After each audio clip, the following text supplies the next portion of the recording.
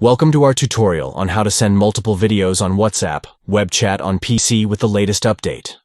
Let's walk through the steps together. To get started, open WhatsApp Web on your PC by visiting web.whatsapp.com and scanning the QR code with your phone to log in to your account. Next, open the chat where you want to send multiple videos. This can be a chat with an individual contact or a group chat. Look for the plus icon within the chat window and click on it. Then, select the Photos and Videos option from the menu that appears. Now, it's time to choose the videos you want to send. Browse through your computer files, select the videos you wish to share, and click Open to add them to your message. After selecting the videos, click on the Send button within the chat window to send the videos to the recipient. Congratulations! You have successfully learned how to send multiple videos on WhatsApp web chat on PC using the new update. This feature allows you to share multiple videos with ease and convenience.